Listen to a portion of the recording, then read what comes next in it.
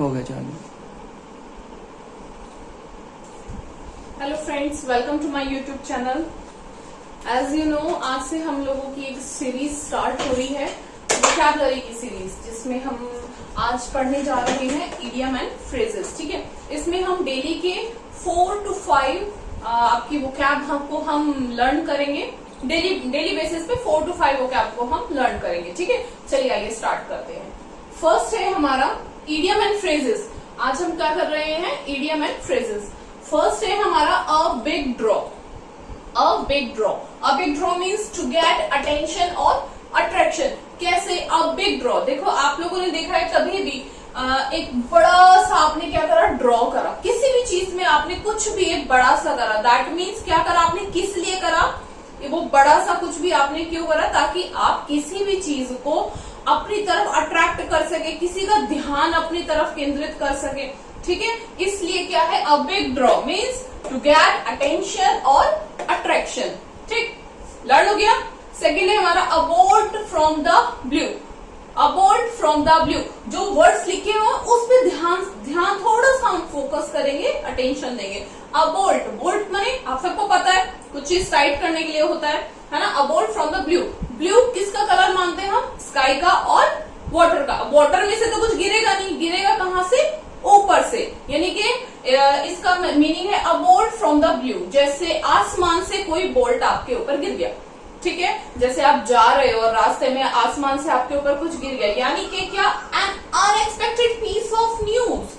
कुछ एक unexpected news आपको सुनने को मिली है जिसकी आपने एक्सपेक्टेशन नहीं की थी, यानी कि कुछ ऐसा हैपन हुआ है जो आपने एक्सपेक्ट नहीं किया था। Okay, an expected piece of news, got it.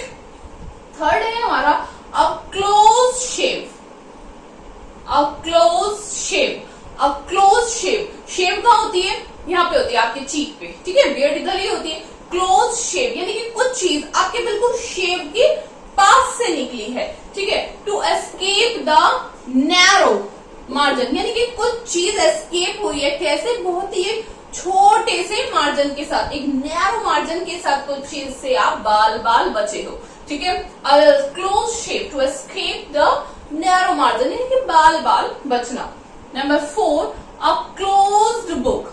A closed book, book कैसी है? क्लोज्ड है। आपने बहुत ही कॉमन उसमें सुना होगा an open book. An open book बहुत ही लोग फ्रीक्वेंटली बोलते हैं, यानी कि कुछ भी सीक्रेट नहीं है। ठीक है, इट्स लाइक एन मतलब ओपन बुक। ठीक है, तो यहाँ पे क्या है? अ क्लोज्ड बुक, यानी कि यहाँ बुक कैसी है? क्लोज्ड है। यानी कि बुक अगर क्लोज है तो यानी कि द सब्जेक्ट ऑफ पर्सन। ठीक है, यानी कि बुक जिस चीज को भी डिफाइन कर रही है वो सब्जेक्ट है या पर्सन है, that one knows nothing about, जिसके बारे में, ये थोड़ा सा स्प्रिंट हो गया गाइस,